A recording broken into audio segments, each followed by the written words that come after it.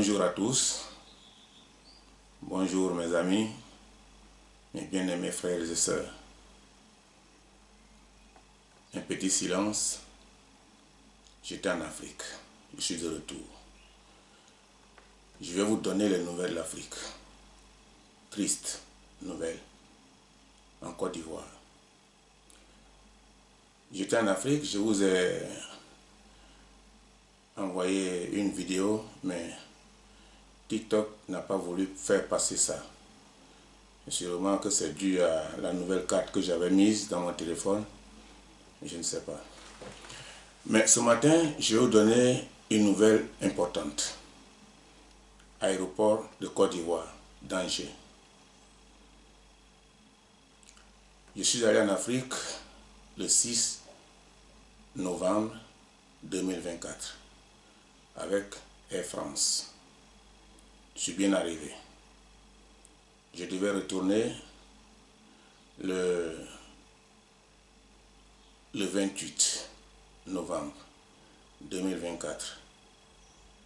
Et comme j'avais mémorisé seulement que 28, je n'ai pas fait très attention à mon billet. Alors que c'était le 27 à 0 heure. 0 heure, on considère déjà qu'on était au 28. J'ai manqué mon billet, j'ai manqué mon vol.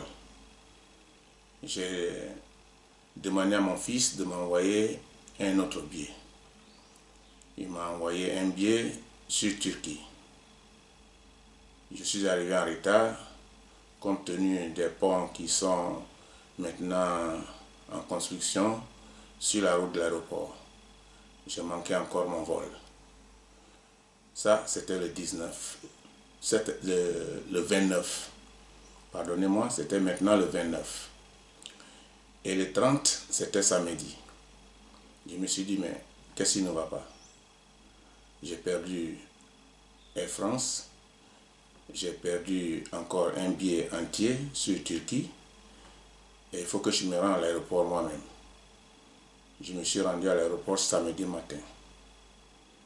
Et là, j'ai commencé à consulter des agences qui étaient là sur place pour prendre un billet et me rendre en Europe. Pour ne pas que les mêmes choses se répètent encore. J'ai consulté la première personne qui m'avait donné 2 vols. Et je lui avais dit, mais je voudrais aller dans un vol qui va m'arranger par rapport à l'heure d'arrivée. Mais la fille insistait beaucoup sur Tunis. Je lui ai dit, mais l'heure de Tunis, le départ d'Abidjan à 22 heures ne m'arrange pas. Mais elle a insisté, et le temps que j'aille consulter d'autres, c'était déjà trop tard. L'autre vol était déjà chargé. Donc je suis revenu à elle, je lui ai dit, fais-moi le billet. Elle m'a fait le billet sur Turquie, sur Tunis. Et elle m'a dit, monsieur, vous allez à 22 heures, mais vous allez sur Terminal 2. Je lui ai dit non, je ne voudrais pas aller en Terminal 2, j'ai l'habitude de prendre mon vol ici. Et je préfère ici que d'aller en Terminal 2. Parce que Terminal 2, je considère que ce sont des vols qui vont dans la sous-région. Elle m'a dit oui, mais c'est là-bas que ce vol doit partir. Je lui ai dit, mais il fallait me dire ça au commencement. Elle m'a dit, ah, c'est déjà ça, c'est déjà programmé. Bon, il n'y avait plus d'autres solutions. C'était le seul vol qui restait. J'ai accepté à contre-cœur, mais ça ne m'a pas trop convaincu. Donc, je me suis rendu en Terminal 2. Et nous avons commencé à embarquer un peu plus tard, à 21h30.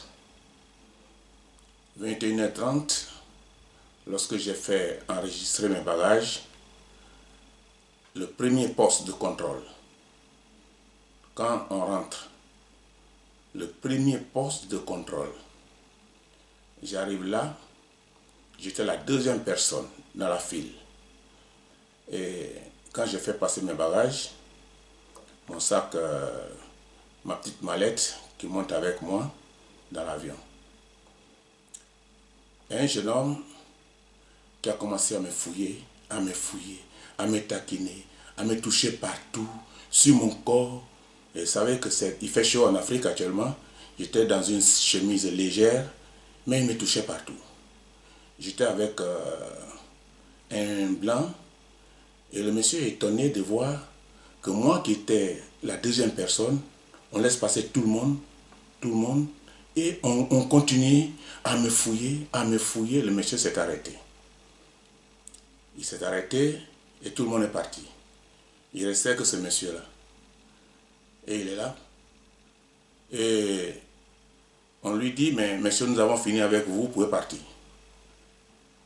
Vous devez pas être ici, vous devez partir. Mais le monsieur, il est dans l'étonnement, il est surpris. Il ne comprend plus rien. Mais on continue de me fouiller. On me fouillait. On me mettait la main partout, on me touchait avec, comme si on me tapait dans les dos, partout sur le corps. Et le monsieur est surpris de voir des choses comme ça. On lui a dit partir. Il est d'accord. Il a fait semblant de partir. Et lorsqu'il est rentré dans le couloir, automatiquement il est réapparu. Le temps d'apparaître, la femme qui était chef de poste tendait aux jeunes qui me fouillaient un papier mouillé de liquide. Et ça a coïncidé juste au moment où le monsieur est réapparu. Le monsieur a vu, et il m'a fait signe parce que je lui faisais face. Je me suis tourné vers le bonhomme.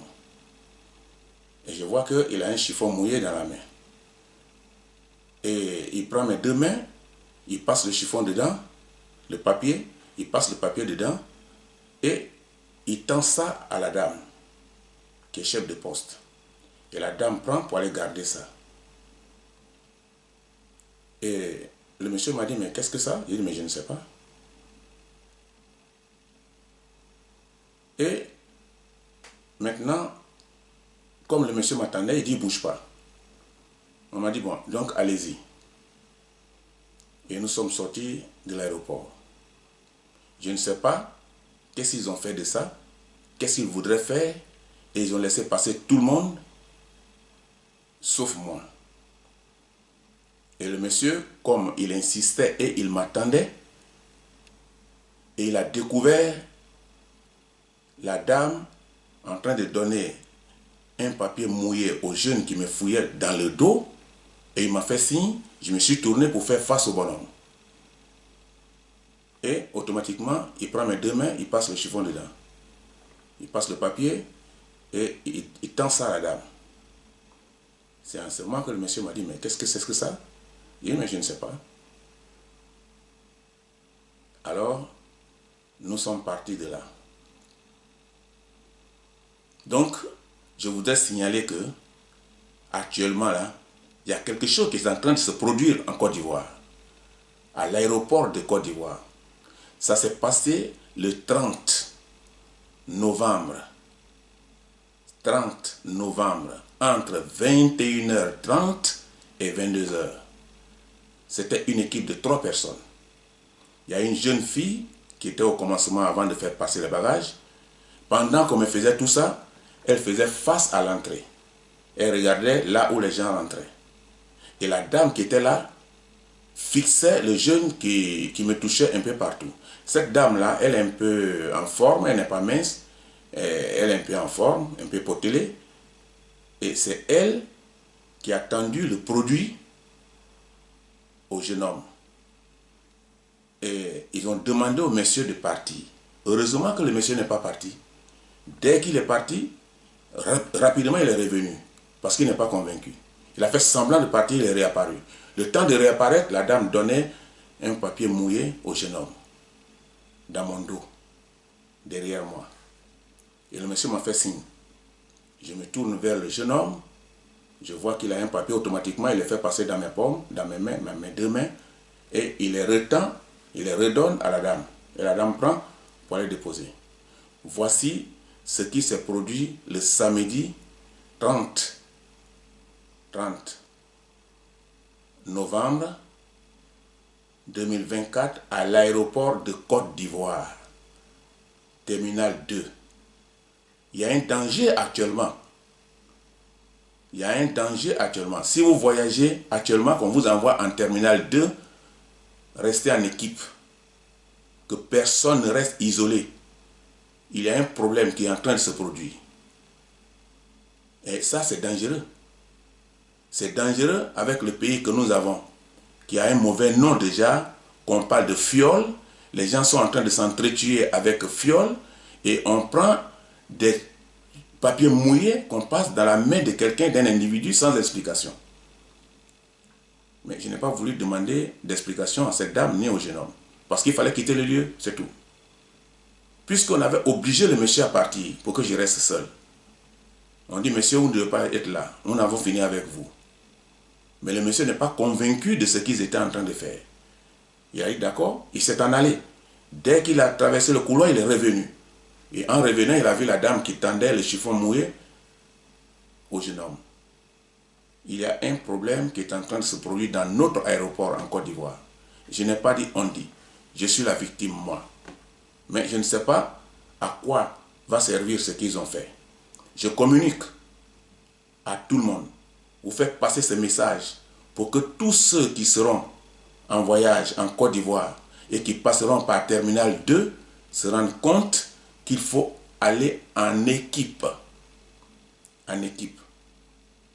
Je ne sais pas ce qu'ils vont faire de ça. Je ne sais pas ce qu'ils ont fait de ça. Je ne sais pas l'effet que ça peut donner, mais pour moi, ça n'aura pas d'effet. Parce que le Seigneur est ma protection. J'ai la couverture du Seigneur. Je n'ai pas peur. Mais je vous avertis. Je vous avertis. Faites attention. Danger, danger, aéroport de Côte d'Ivoire, terminal 2. Il y a une dame là qui a travaillé ce jour-là, samedi, entre 21h30 et 22h. Cette dame-là, elle est là. Je donne l'heure précise pour que ceux qui sont dans cet aéroport se rendent compte de qui était en service ce jour-là. Moi, je ne la connais pas. Je donne l'heure. Mais avec l'heure, ceux qui sont dans l'aéroport sauront de qui il est question. Il y a un problème. Il y a un problème en Côte d'Ivoire, à l'aéroport terminal 2. Parce que c'est bizarre qu'on fouille quelqu'un pendant beaucoup de minutes et on ne le fouille pas avec un appareil pour chercher, pour détecter s'il avait quelque chose. La main dans les gants. Et on le touche partout, sur tout son corps on le touche. Mais c'est pourquoi. Et finalement, quelqu'un qui était dans l'étonnement, qui attendait, on lui demande de partir. Si le monsieur était parti, qu'est-ce qui allait se passer? Si le monsieur n'était pas revenu, qu'est-ce que les gens voudraient faire? Et comme le temps que le monsieur revenait, face à face, la dame a vu le monsieur a vu la dame, le jeune homme a vu le monsieur, et le monsieur m'a fait signe que je me tourne vers le monsieur. Je me suis tourné vers lui, et j'ai vu qu'il avait quelque chose dans la main. Automatiquement, il a passé ça dans mes deux mains. Un papier mouillé. Et il a tendu à la femme. Et nous l'avons vu tous, le monsieur et moi. Il a tendu à la femme a pris pour aller garder. C'est ça qui s'est produit à l'aéroport de Côte d'Ivoire le samedi 30 novembre entre 21h30 et 22h. Je vous tiens informé. Il y a un problème. Il y a un problème qui est en train de se produire en Côte d'Ivoire. C'est dangereux, ce que je suis en train de vous dire. C'est dangereux. Ce ne sont pas des bons signes que des officiers, des gens en tenue, ce qu'on appelle autorité, en tenue, se permettent de passer les chiffons mouillés sur le corps des gens dans un pays où on est en train de nous dire que nous fiolons les gens, que nous tuons les gens par le produit fiole. Voici ce qui est en train de se produire. Cette dame-là, c'est elle qui était en service le 30, entre 21h30 et 22h. Elle avait son équipe, son 3. Elle, une jeune fille et ce jeune homme qui est chargé de mettre le produit sur le corps des gens. Je vous tiens informé de ce qui se passe actuellement en Côte d'Ivoire. Danger, aéroport Côte d'Ivoire. Peut-être les élections sont proches. il faut éliminer certaines personnes qu'on soupçonne soit qui ne sont pas du parti, je ne sais pas. Je n'accuse pas l'État. Le président n'a rien à voir avec cette affaire. J'accuse des autorités qui ont travaillé ce jour-là. J'accuse. Et je les tiens coupables de ce qu'ils m'ont fait. Ça ne se produit pas nulle part. On ne peut pas fouiller quelqu'un pendant des temps, qu'on laisse passer tout le monde, et qu'on demande à quelqu'un qui est libre de rester, d'attendre quelqu'un, on lui demande de partir. Quelque chose ne va pas. Je parle de l'aéroport de Côte d'Ivoire, terminal 2, le samedi 30 novembre 2024, entre 21h30 et 22h. On partait sur Air Tunis. Air Tunis. On partait sur Air Tunis. Je vous tiens informé. On partait sur Air Tunis.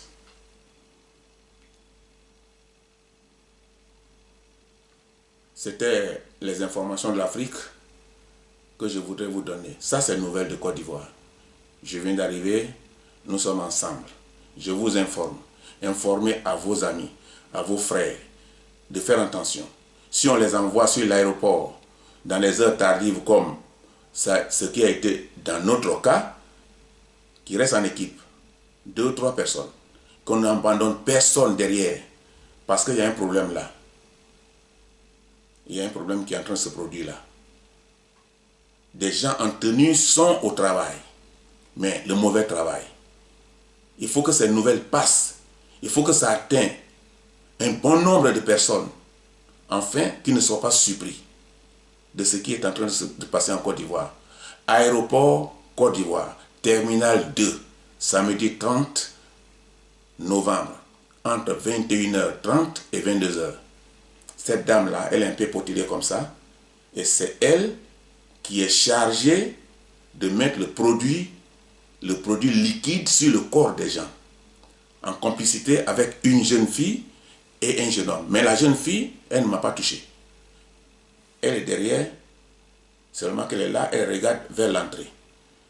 Et les deux qui étaient en communication, c'était cette dame et le jeune homme qui me fouillaient pendant longtemps, jusqu'à ce que tout le monde passe.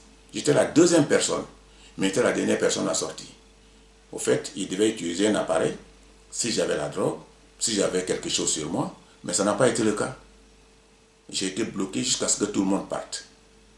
C'était un blanc, une personne de peau blanche, qui a soupçonné que c'est bizarre. C'est lui qui m'a fait signe. Quand on l'a obligé à partir, il a fait semblant de rentrer dans le couloir, il est revenu.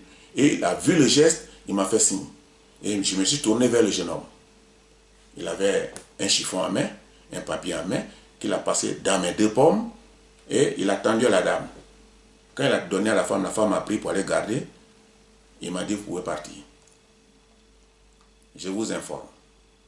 C'est la nouvelle de l'aéroport de Côte d'Ivoire. Que Dieu vous bénisse. Mais, je vous donne un verset, ou 2. Nous allons lire dans Marc 16, versets 18 et 19. Ils saisiront des serpents.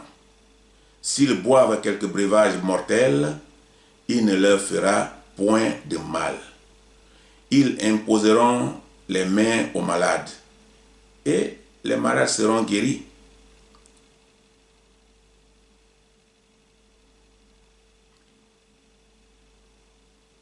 C'est la Bible qui parle ici. Donc, je n'ai pas peur. La Bible dit qu'on peut te faire tout ça, mais si tu as la couverture du Seigneur, rien ne t'arrivera. Seulement j'informe pour que vous informez à vos parents, vous informez vos parents pour qu'ils se tiennent